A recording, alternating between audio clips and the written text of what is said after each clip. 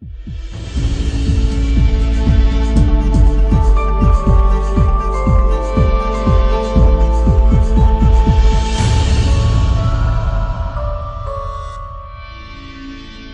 irmãos,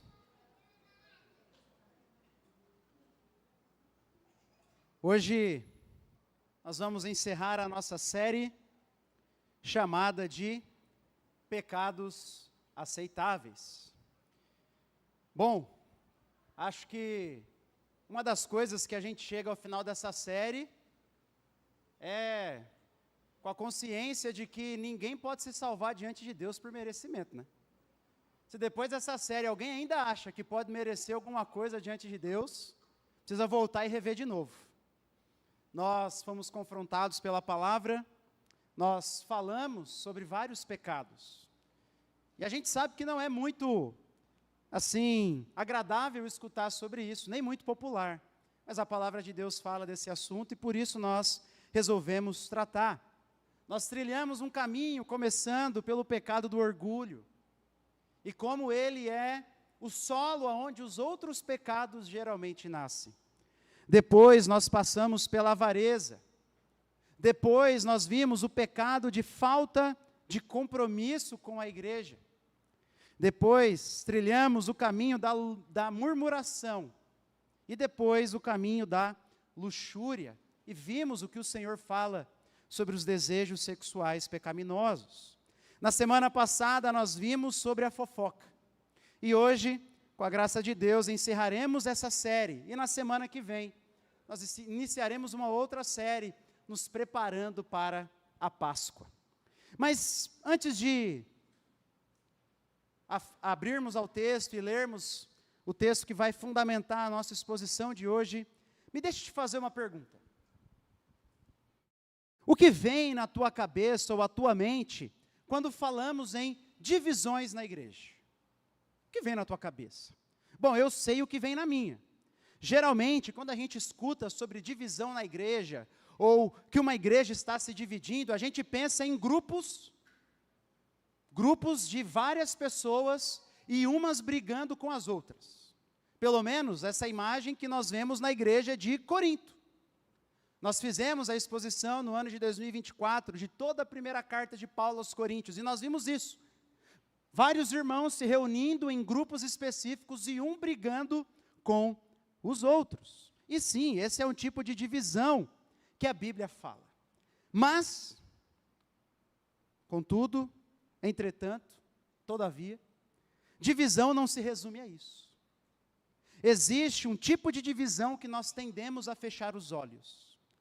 E quanto mais uma igreja cresce, mais nós tendemos a aceitar esse pecado no nosso meio, que é a divisão não entre grupos, mas a divisão entre dois irmãos. A divisão entre um irmão e outro irmão. Relacionamento entre irmãos, quebrados dentro da igreja. Quer um exemplo? Abra comigo a sua Bíblia em Filipenses capítulo 4. Não é ainda o nosso texto que nós vamos meditar hoje, mas você vai entender um pouquinho mais do que eu quero dizer. Filipenses capítulo 4,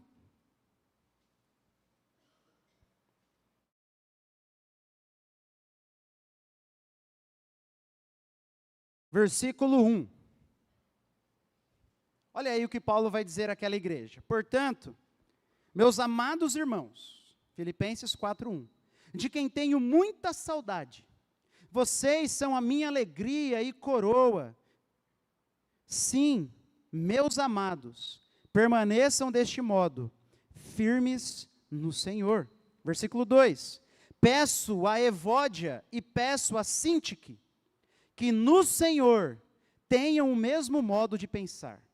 E peço também a você, fiel companheiro de jugo, que auxilie essas mulheres, pois juntas se esforçaram comigo no Evangelho, juntamente com Clemente e com os demais cooperadores meus, cujos nomes se encontram no livro da vida.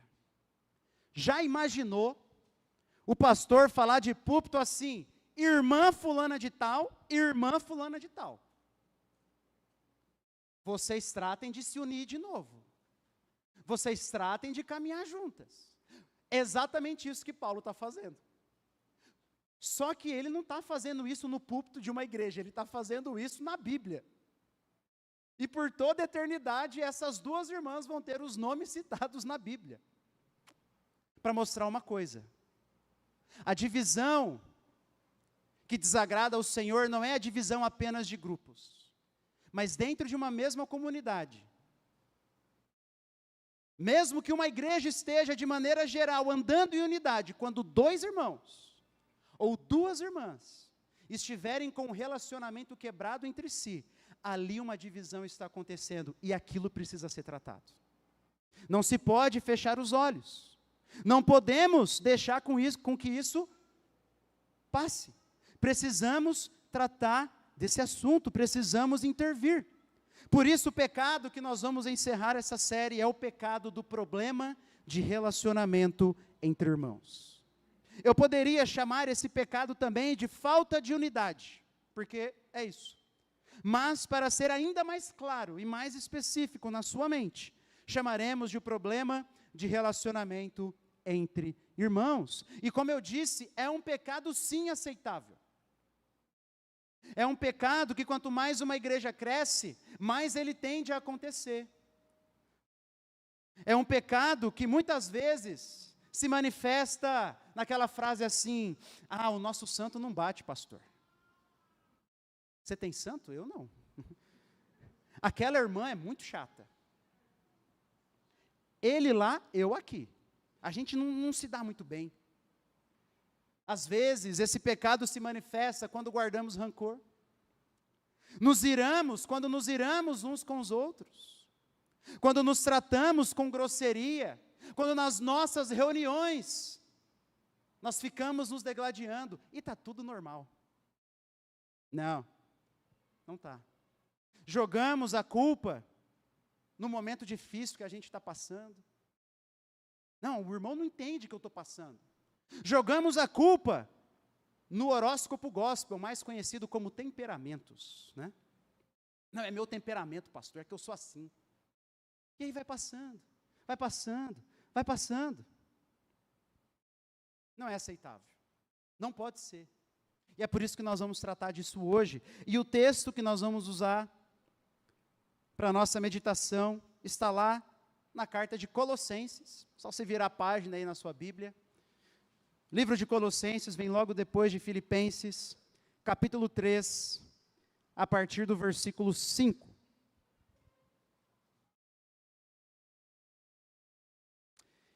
E antes da leitura, me deixe te dar aqui um breve contexto do que estava acontecendo na igreja da cidade de Colossos. E por que o apóstolo Paulo escreveu essa carta? Bom, Paulo escreveu essa carta porque aquela igreja estava passando e sendo atingida por falsos ensinos.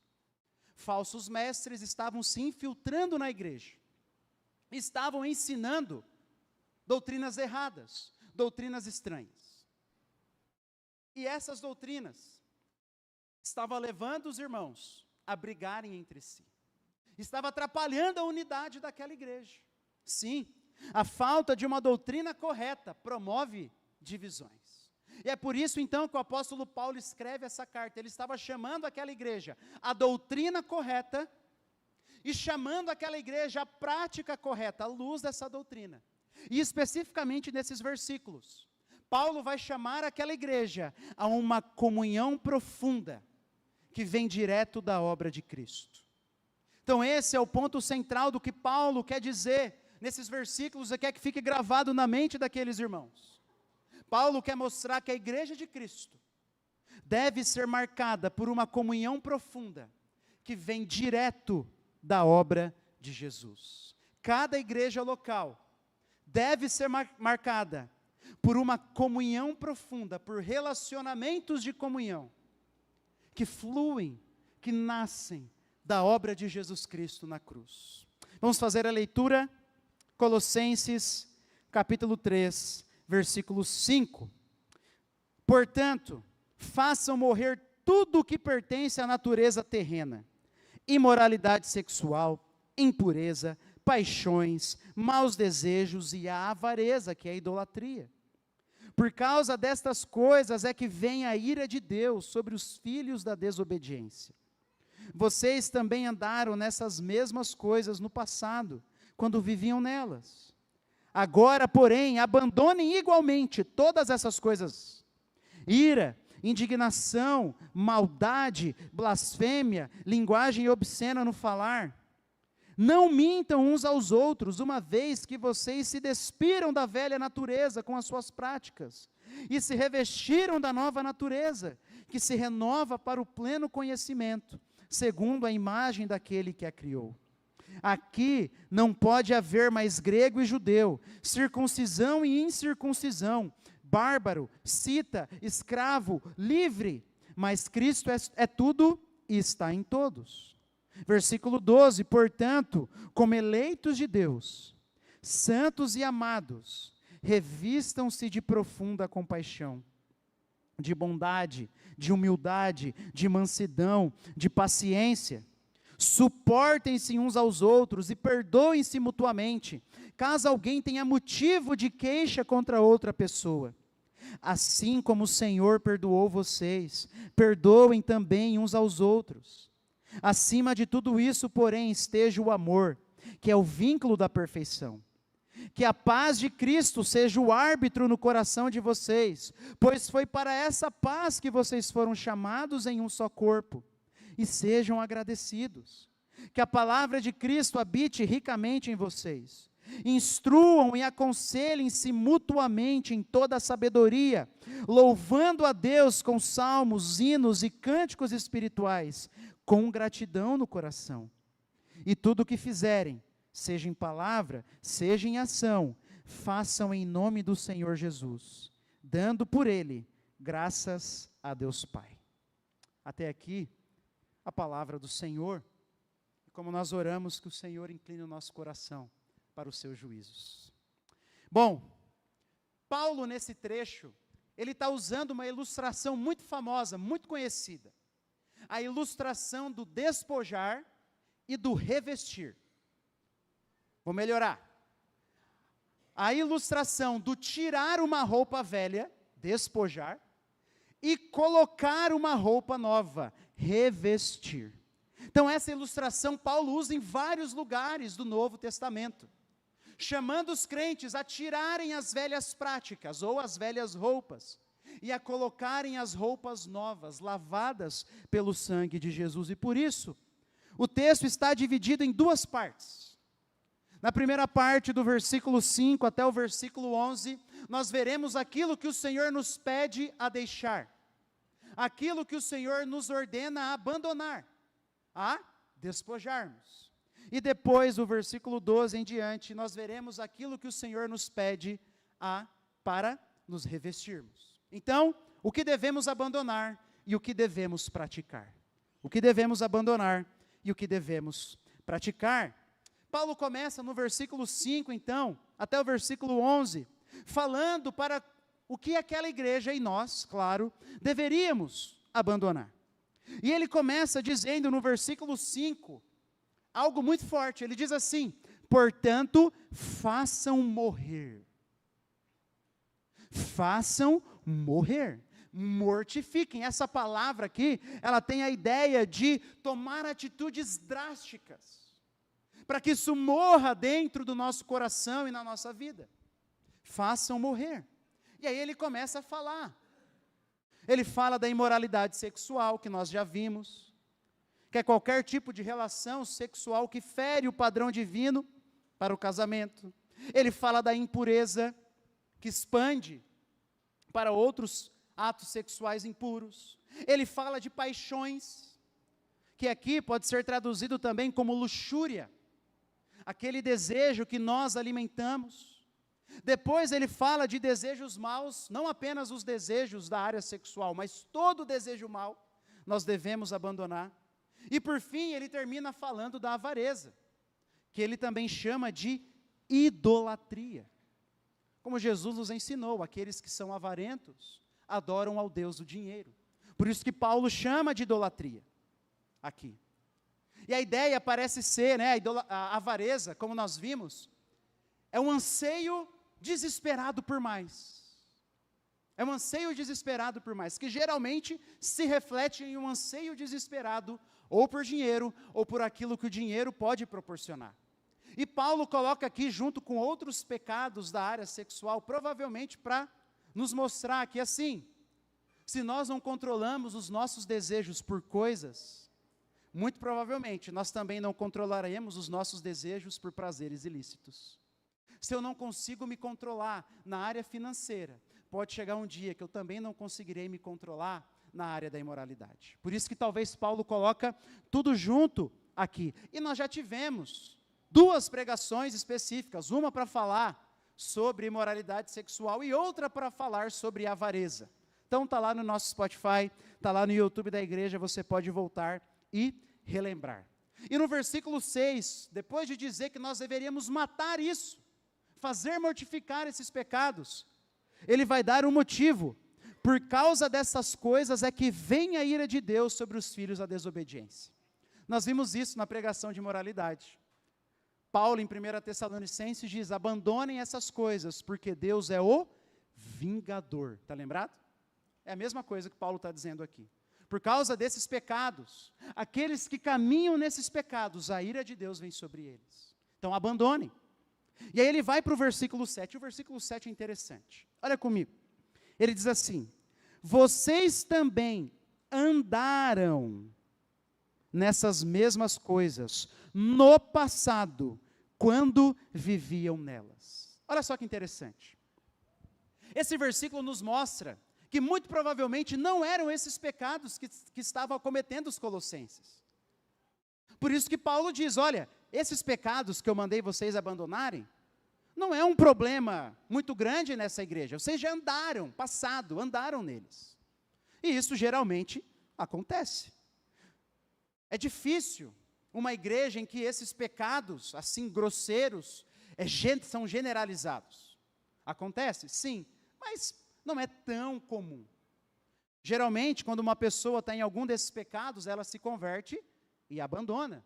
Está morando junto com alguém, se casa ou deixa de morar junto. O namorado e a namorada, que dormem juntos, quando se convertem, param de dormir, e assim por diante. Só que, agora no versículo 8, depois de dizer isso, Paulo ele vai entrar em uma outra categoria de pecados. Provavelmente, Paulo está usando esses pecados da área de imoralidade, da avareza, como, assim, para chamar a atenção dos colossenses para outros pecados. Olha só o versículo 8.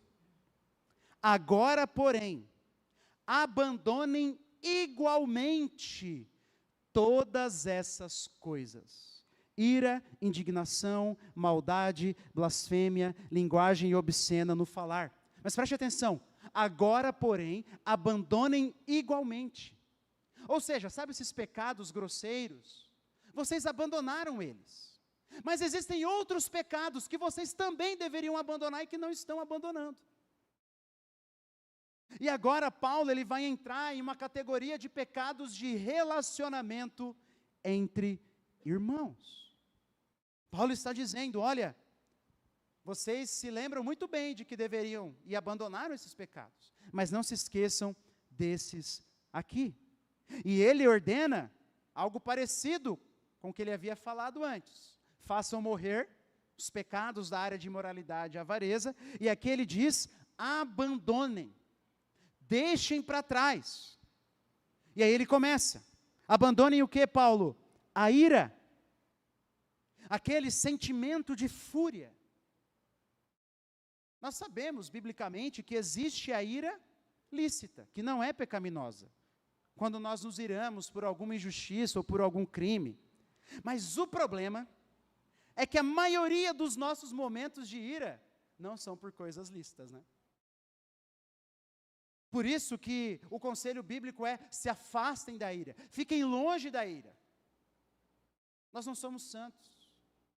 Muitas vezes nos iramos, na maioria das vezes nos iramos, de maneira pecaminosa. E ele está dizendo, o apóstolo Paulo está pedindo: não sejam pessoas marcadas pela ira.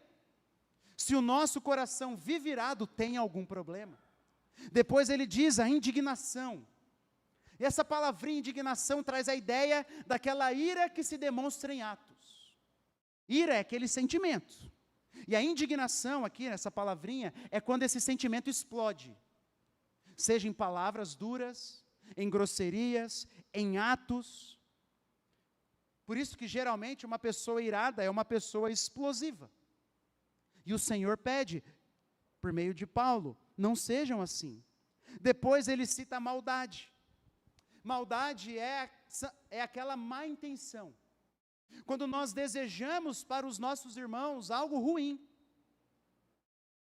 Quando nós desejamos para alguém da nossa igreja, alguém que também é filho de Deus, algo que a gente não deveria desejar. Às vezes desejamos o mal, desejamos que a pessoa não vá bem, desejamos que ela caia. A gente pode não externar isso, mas às vezes esse desejo está lá. E Paulo diz, abandonem essa maldade, essas intenções ruins. Depois ele também fala da blasfêmia. E é interessante Paulo citar a blasfêmia em um contexto de pecados de relacionamento. Porque blasfêmia, a gente sabe que por definição é quando nós desonramos o nome de Deus. Quando nós utilizamos uma linguagem ou um discurso que desonra diretamente o Senhor. Então, quando Paulo pega a blasfêmia e coloca em pecados de relacionamentos entre irmãos, aqui ele está dizendo o seguinte: quando você usa palavras duras que desonram o seu irmão, no fundo você está desonrando o próprio Deus. Por isso que Paulo coloca aqui a blasfêmia. E por fim, mais dois ainda, ele fala da linguagem obscena. No versículo 8, no finalzinho do versículo 8. Palavras duras, de baixo calão, palavras torpes, que não deveriam ser usadas pelos cristãos, principalmente uns para com os outros. E aí ele chega ainda no versículo 9, e ele diz, não mintam uns aos outros. Mais um pecado de problema de relacionamentos aqui, a mentira. Então é tudo isso que Paulo pede para abandonarmos. A ira, a indignação, a maldade, a blasfêmia, a linguagem obscena, a mentira.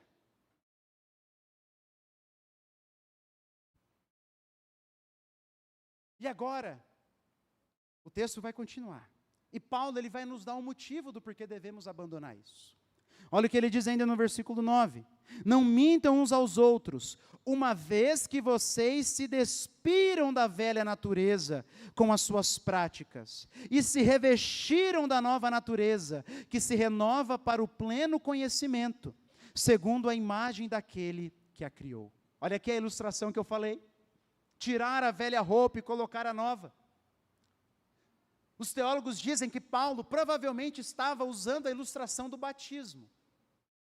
No batismo, naquele período, provavelmente acontecia, os historiadores dizem que provavelmente aconteciam assim, a pessoa vinha e se batizava com uma roupa, e depois do batismo ela colocava uma roupa branca, ilustrando que agora ela era uma nova criatura em Cristo, e os seus pecados haviam sido lavados pelo Senhor.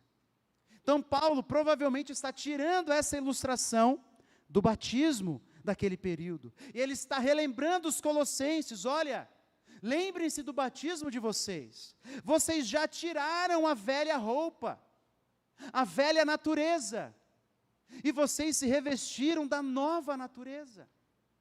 Lembrem-se do que o batismo significa, que Jesus Cristo alcançou vocês, e o coração de vocês, que antes era caído, agora está sendo renovado. Então é isso que Paulo está dizendo para aqueles irmãos. Vocês foram transformados. Por que vocês estão andando nisso? Vocês assumiram o compromisso de morrer para as velhas práticas, de morrer para o mundo e renascer para Cristo. Então abandonem tudo isso. E essa transformação, que começou no dia da nossa conversão, que é ilustrada pelo batismo, é algo progressivo que vai se desenvolvendo. É por isso que ele diz, né? Se revestiram da nova natureza, ainda no versículo 10, que se renova para o pleno conhecimento. Pleno conhecimento de quem? Pleno conhecimento de Deus, segundo a imagem daquele que a criou. Esse processo de transformação, iniciado na nossa conversão, ele é progressivo.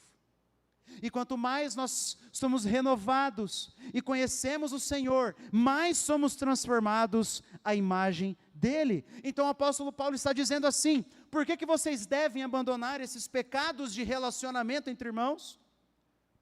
Porque vocês são nova criatura. Porque vocês já foram transformados. A velha natureza já deveria ter sido afogada nas águas do batismo. E a nova natureza em Cristo é que deveria estar florescendo entre vocês. Mas o texto continua. E Paulo dá mais um motivo no versículo 11. Olha o versículo 11. Aqui não pode haver mais grego e judeu, circuncisão e incircuncisão, bárbaro, cita, escravo, livre, mas Cristo é tudo e está em todos. O comecinho desse versículo aqui é diferente em várias traduções. Talvez na sua tradução esteja no qual, ou em quem. E a tradução que a gente usa aqui, a Nova Almeida atualizada, provavelmente é a que traduz melhor. Porque ela começa no versículo 11 dizendo assim: aqui. Aqui. O que Paulo está dizendo é que aqui, no meio da igreja, nessa nova comunidade de Deus, não pode haver mais qualquer tipo de divisão. E aí ele cita grego, judeu, bárbaro, cita que também era de determinada região. Não pode haver mais divisão entre classes sociais, por isso ele cita escravo e ele cita livre. Por isso que o pecado da parcialidade também é tão terrível na igreja.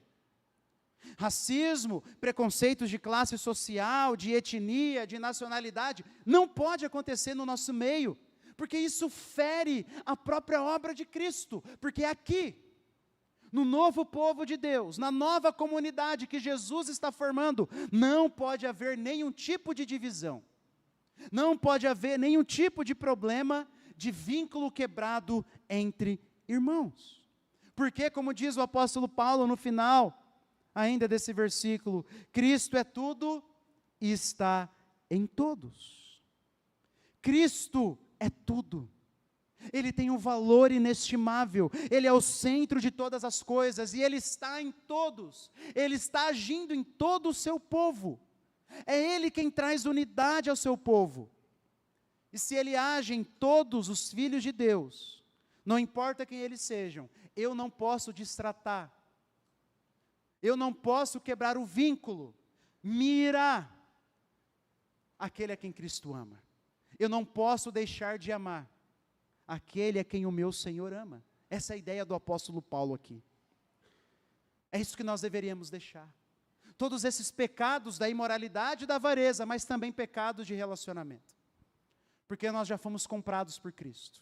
E porque o propósito do Senhor é que a sua nova comunidade possa ser marcada pela unidade. Pela unidade e não pela divisão. E aqui eu gostaria já de fazer uma aplicação. E a minha primeira aplicação é, meu irmão, considere os pecados de relacionamento na igreja tão sérios quanto os pecados da imoralidade.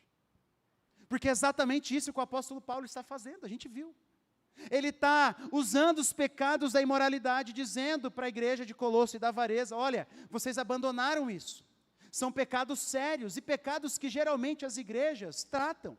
E está certinho. O problema é quando a gente não trata os outros, os pecados de relacionamento. E o apóstolo Paulo está equiparando eles. Está dizendo, ambos devem ser abandonados.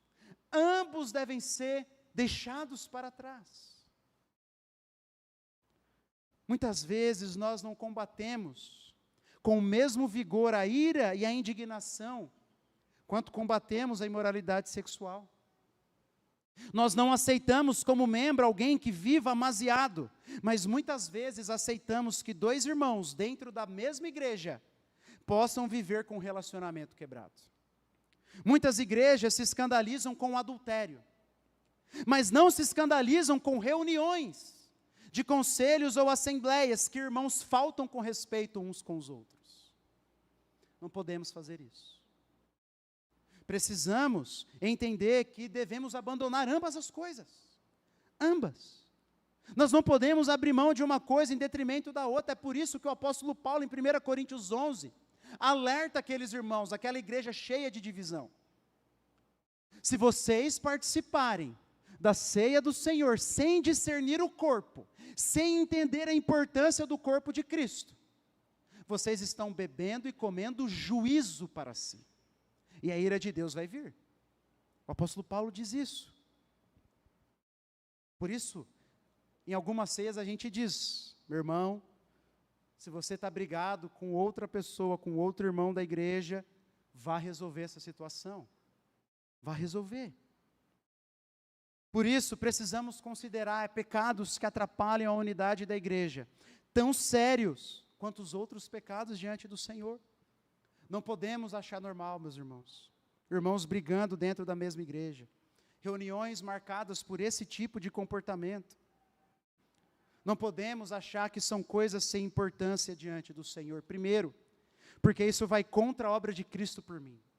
Cristo morreu para que eu abandonasse esses velhos pecados. E segundo, isso vai contra a obra de Cristo pela igreja. O Senhor morreu para que nós vivêssemos em uma nova comunidade, marcada pelas práticas que nós veremos agora. E por isso, depois de vermos o que devemos abandonar, a ira, a indignação, a maldade, a blasfêmia, a linguagem obscena, a mentira, agora Paulo vai nos mostrar o que devemos praticar. Porque não basta apenas abandonar. Não basta apenas dizer assim, pastor, está tudo certo, eu já não mais fico irado com aquele irmão, eu não fico mais indignado, está tudo certo.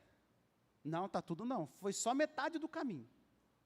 Agora tem a outra metade, que nós devemos trilhar. E ele começa no versículo 12, a falar sobre isso. E ele diz assim, portanto, baseado naquilo que eu falei, como eleitos de Deus, como povo escolhido de Deus, santos e amados, revistam-se, coloquem a roupa da profunda compaixão, bondade, humildade, mansidão, paciência. Paulo fala isso. Não apenas abandonem essas coisas, mas agora coloquem a roupa da compaixão, aquele sentimento de misericórdia, aquele sentimento de compaixão pelo nosso irmão. Não basta apenas não sentir nada. Não basta apenas não sentir ira ou não sentir indignação. Precisamos sentir compaixão. Precisamos nos revestir da bondade, que é essa compaixão demonstrada em atos. Ou seja, não basta nem apenas sentir compaixão. É preciso que essa compaixão se demonstre em atos. Atos de amor, por meio de oração, de um abraço, de uma oferta. Depois ele fala da humildade. Para você que está estudando o livro do pequeno grupo, a pobreza de espírito. A ideia não. Aquele sentimento que nós sabemos, aquele reconhecimento de que nós não somos superiores a ninguém. Nós não somos. Eu não sou superior a ninguém aqui. E ninguém é superior ao outro. Todos nós, se não formos pela graça de Deus, cairemos. Esse é o sentimento de humildade, da necessidade da graça. Depois, Paulo também fala da mansidão.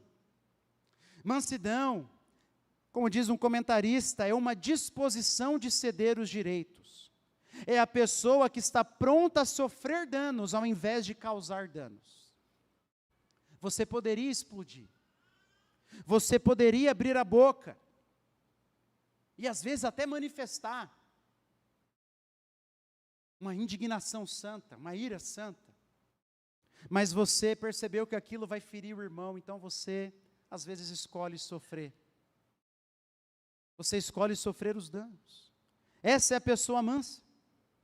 E depois ele termina ainda falando da paciência, a longanimidade. Nós temos que estar dispostos a caminhar mais uma milha com o irmão. Entender que cada um tem seu tempo, Deus trabalha de maneiras diferentes com cada um de nós. Então a gente vai, caminha mais uma milha. Então tudo isso tem que marcar a nossa vida.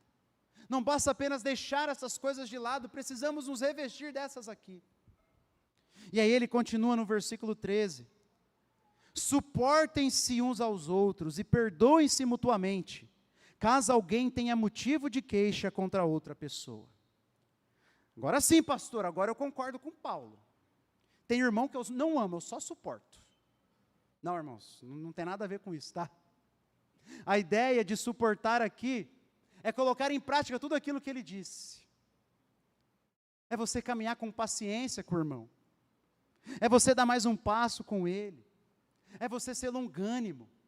Ele vai pisar no teu calo, mas você vai suportar aquilo por amor. Essa é a ideia do texto. E aí ele ainda diz que devemos perdoar, perdoem-se mutuamente, caso alguém tenha motivo de queixa.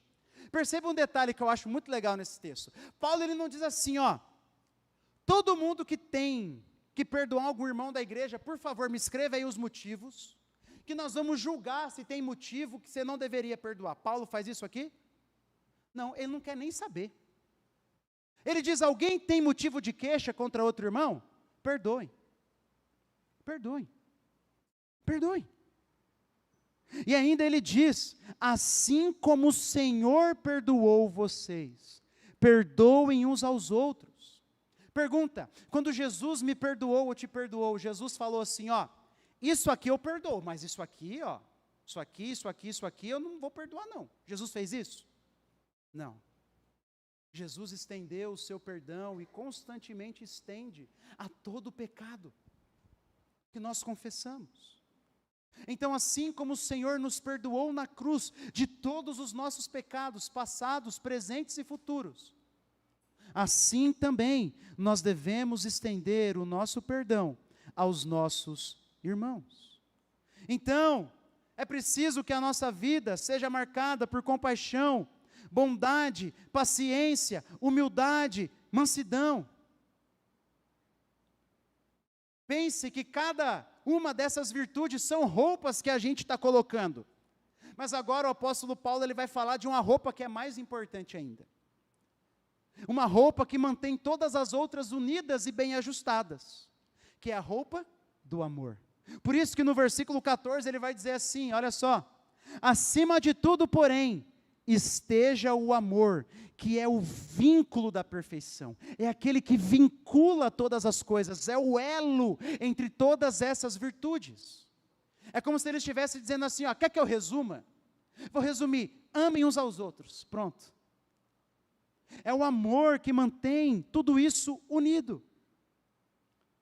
É aquele amor de 1 Coríntios 13, um amor que é paciente, bondoso, que não arde em ciúmes, que não se envaidece, que não é orgulhoso, que tudo sofre, tudo crê, tudo espera, tudo suporta. E que a gente, na maioria das vezes, pensa no casamento, mas esse texto não foi escrito para um casamento. Claro que um amor de um casal deve ser marcado por isso, mas Paulo escreveu esse texto para uma igreja que deveria aprender a amar um ao outro. Para uma igreja quebrada e dividida. E diz, é o amor de vocês, de irmão para irmão, tem que ser desse jeito aqui.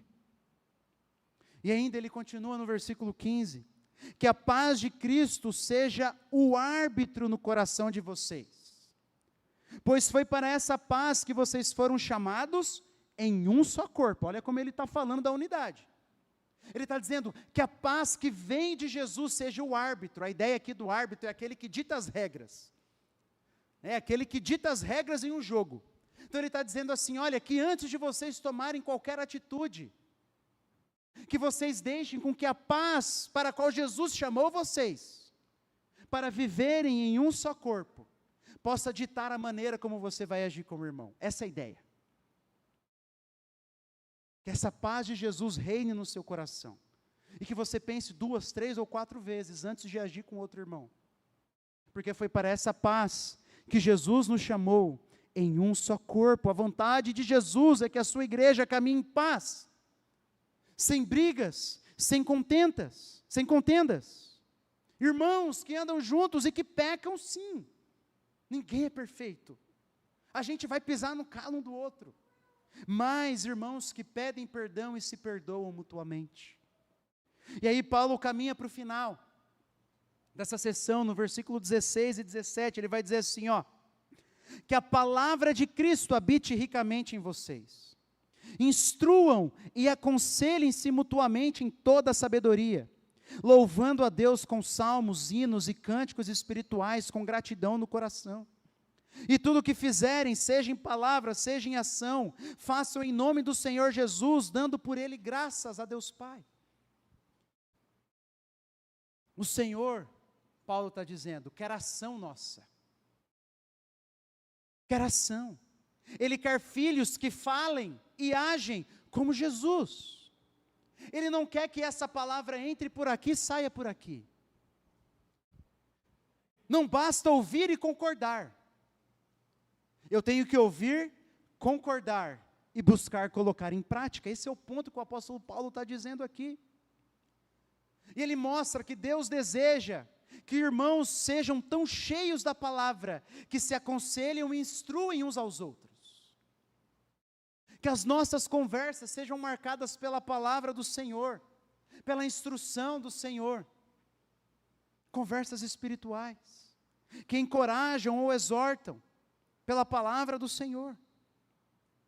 E aí ele fala sobre nós estarmos juntos, adorando a Deus, com salmos, hinos e cânticos espirituais, e o ponto de Paulo aqui, toda a nossa vida deve ser vivida em um contexto de uma adoração alegre e grata diante do Senhor, e é só a palavra que pode produzir isso, é só quando a palavra habitar ricamente em nossos corações, que o Espírito Santo então, vai nos transformando a imagem de Cristo, e vai nos ajudando a fazer isso aqui, meu irmão, porque nós não temos força para cumprir nada disso, eu pelo menos não tenho,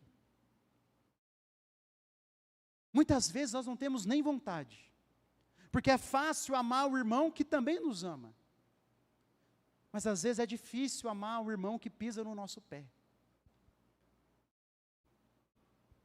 às vezes é difícil, e às vezes a gente se acha a pessoa mais legal do mundo. E é como eu sempre digo, muitas vezes eu sou o irmão difícil para o outro amar. Alguém deve me achar difícil de amar. Alguém deve achar você difícil de amar. Assim como você acha algumas pessoas difíceis de amar. Mas o texto bíblico é muito claro.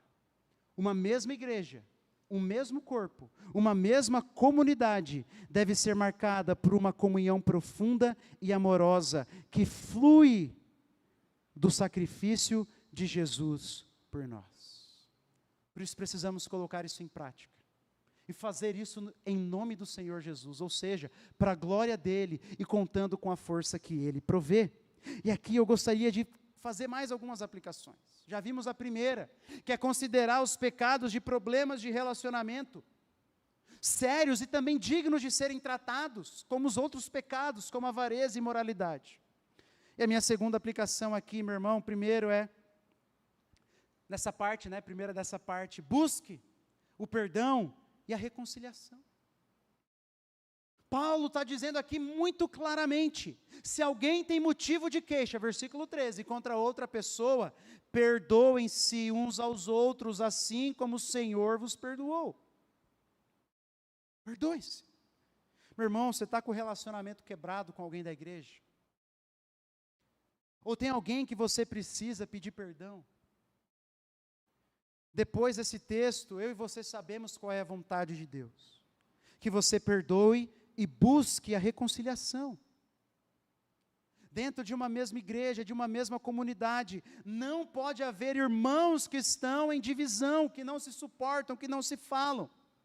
Por isso que quando nós nos tornamos membros de uma igreja, aqui da nossa igreja, você tem que fazer um pacto de membresia, a gente diz, não é apenas um compromisso de membro, é um pacto de membro, é uma aliança, assim como o povo de Deus fazia, nas Escrituras. Eu estou assumindo uma aliança, de que eu vou amar os meus irmãos, e vou caminhar com eles, para a glória de Jesus. Portanto, se você precisa se reconciliar com alguém, você é membro dessa igreja, lembre-se, ao se tornar membro dessa igreja, você assumiu uma aliança com todos os outros membros. E nós não podemos caminhar em divisão. Nós não podemos. Mas além disso, não é só porque você assinou um pacto. É porque o Senhor pede. O Senhor diz, o Senhor é muito claro. Portanto, se você precisa se reconciliar com alguém, meu irmão, não deixe passar. Não deixe, não invente desculpas. O tempo não cura nada.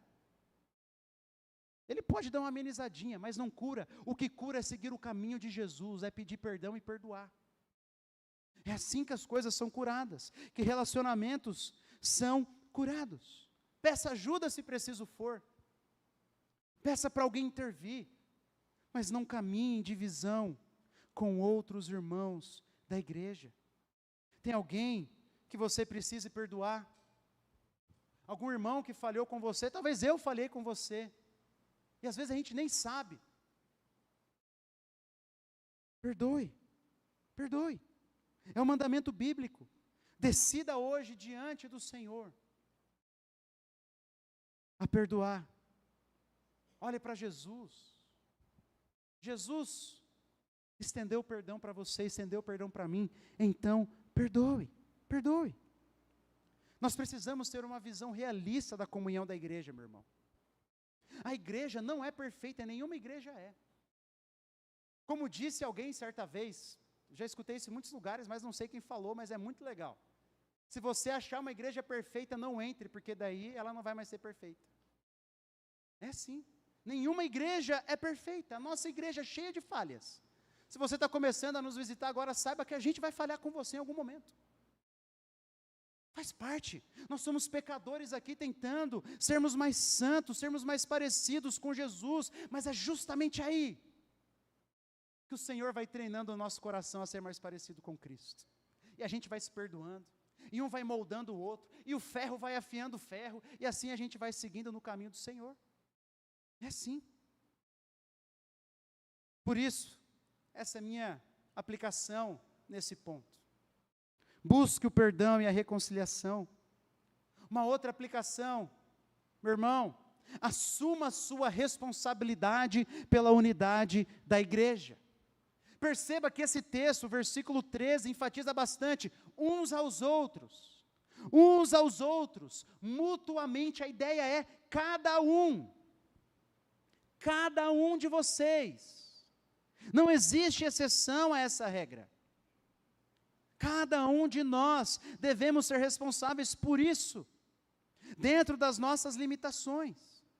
Nós, quanto pastores da igreja, fazemos a nossa parte, a gente vai trabalhar por isso, nós vamos pregar sobre isso. Isso aqui é uma maneira de tentarmos produzir essa unidade na igreja. Vamos incentivar e proporcionar eventos, o pequeno grupo está aí para isso. Nosso objetivo, como eu li num livro nessa semana, é não deixar com que nenhum irmão seja invisível na igreja. A gente fala isso na classe de novos membros, a gente sempre fala assim, olha, se você quer uma igreja, para você vir, sentar, depois ir embora, sem se envolver muito bem, essa não é uma boa igreja para você.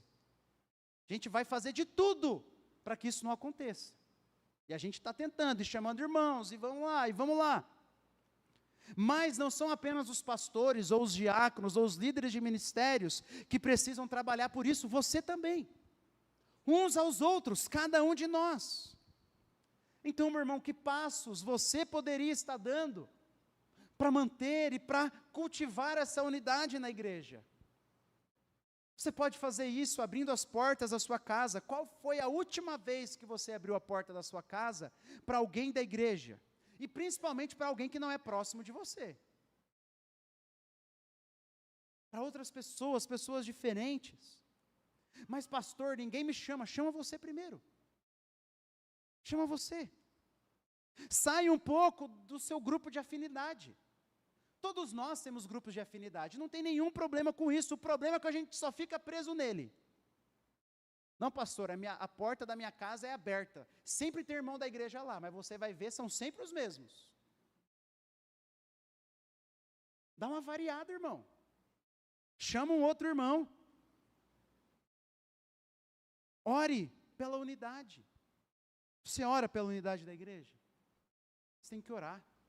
Fala, Senhor, meus irmãos, essas semanas nós escutamos algumas histórias de igrejas tendo a sua unidade testada, colocada em xeque. Nossa unidade já foi testada e colocada em xeque. Isso é terrível. Terrível.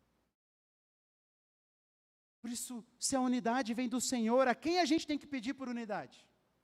Ao Senhor. Então ore por isso. Tome passos para isso. Fique após o culto, fique após a EBD. Chama alguém para um café, comece a participar dos eventos de maneira intencional, senta com gente diferente. No café da manhã, senta com outras pessoas, vai variando, às vezes troca o lugar. Dá uma trocadinha no lugar que você senta na igreja. Você vai conhecer gente nova, você vai dar um abraço no irmão diferente. Todos nós somos responsáveis por colocar isso em prática, por buscar a unidade e a comunhão da igreja. E a minha última aplicação. Meu irmão, tenha gratidão pela comunhão.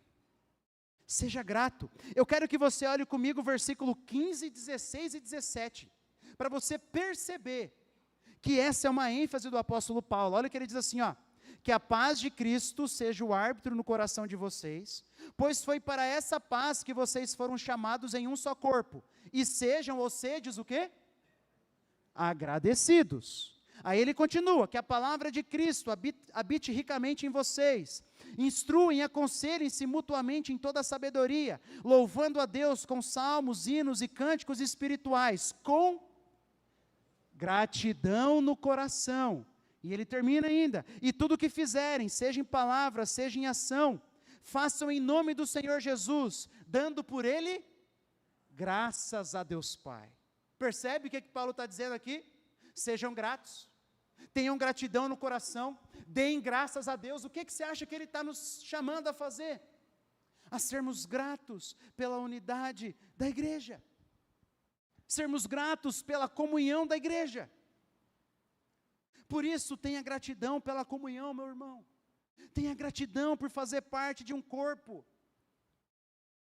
Se você é membro da nossa igreja, ou quer se tornar membro da nossa igreja, seja grato por essa comunhão. Se você está nos visitando, e é de uma outra igreja, seja grato pela unidade da sua igreja, ou pela comunhão da sua igreja, porque, meu irmão, é somente pela graça de Jesus que nós estamos aqui. Nenhum de nós merece, nenhum de nós. Se eu e você estamos aqui, eu ia falar sentados nesse banco, mas eu não estou sentado no banco agora, né? Mas se eu estou aqui em pé e você está aí sentado nesse banco, é pela graça do Senhor. Você poderia ter morrido no meio do caminho. Você poderia ter ficado assistindo o jogo do Palmeiras. Misericórdia. Veja, você poderia ter inventado 1000 desculpas, e talvez tenha inventado, mas você disse assim, não, mas eu vou. O pastor pregou esses dias, né, eu vou. Quem você acha que te trouxe aqui? O Senhor. Se eu tenho um mínimo de desejo por Deus ou pelas coisas de Deus, quem plantou esse desejo lá? O Senhor. Eu não tenho mérito nenhum, é só pela graça de Deus, só pelos méritos do Senhor. Depois de toda essa série, apanhando domingo após domingo, o que aprendemos é que é somente pela graça, é somente pelo amor de Deus, é somente por Cristo, pelos méritos dEle. E como nós vimos, Jesus pagou um alto preço para nos livrar desses pecados antigos, e para que pudéssemos caminhar em uma comunidade marcada por irmãos que se amam e que caminham em paz. Eu queria citar um pastor,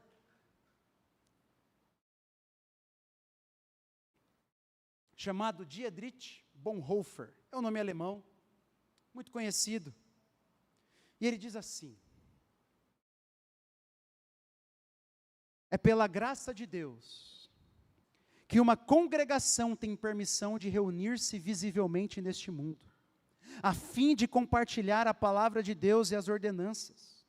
Nem todos os cristãos desfrutam dessa bênção.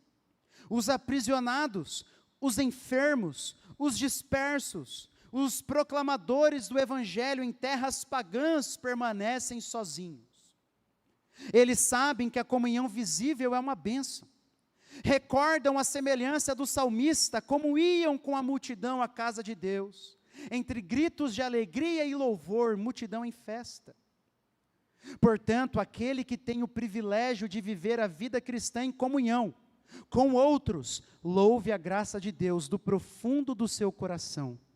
De joelhos agradeça a Deus e confesse: é por graça, nada mais do que a graça, que temos a permissão de viver em comunidade com outros irmãos em Cristo.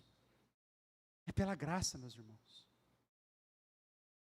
A comunhão de Cristo é tão preciosa, que hoje, nesse dia, domingo, em vários países do mundo, em que é crime os irmãos se reunirem, eles vão, eles não deixam de se reunir. Eles podem ser presos e assassinados, mas os nossos irmãos da igreja perseguida, eles vão e se reúnem, porque eles sabem da preciosidade da comunhão. Eles sabem que é por graça, é só pela graça que nós estamos aqui, por isso seja grato. Seja grato, meu irmão, se você tem uma igreja para frequentar, uma igreja para congregar. Talvez amanhã uma enfermidade te tire da comunhão. Talvez o seu pecado vai esfriar a tua fé e te levar para longe da igreja. Não deixe isso acontecer. Seja grato, valorize esses momentos, seja um membro assíduo e frequente, não por obrigação, mas por gratidão. Reconhecendo que é pela graça de Deus, porque foi Jesus que nos perdoou, é Jesus que nos salvou, é Ele que perdoa o nosso orgulho, os nossos desejos pecaminosos, é Ele que caminha mais uma milha conosco, mesmo conhecendo as nossas falhas. Jesus decidiu nos adotar na família dEle, decidiu nos dar uma comunidade. É só pela graça de Jesus, meu irmão. Por isso, olha para os méritos dele, olha para a cruz. Ele morreu não apenas para perdoar os nossos pecados, mas Ele morreu para nos dar uma família na qual nós chamamos de família de Deus, e que se expressa localmente, e que se você está aqui congregando conosco, essa família se chama Igreja Batista Itaipu. Seja grato ao Senhor, seja grato. E por isso eu gostaria que nós terminássemos esse sermão de uma maneira diferente e especial. Queria chamar aqui os irmãos da música, e eu queria chamar a tua atenção para o versículo 16 de novo, olha comigo.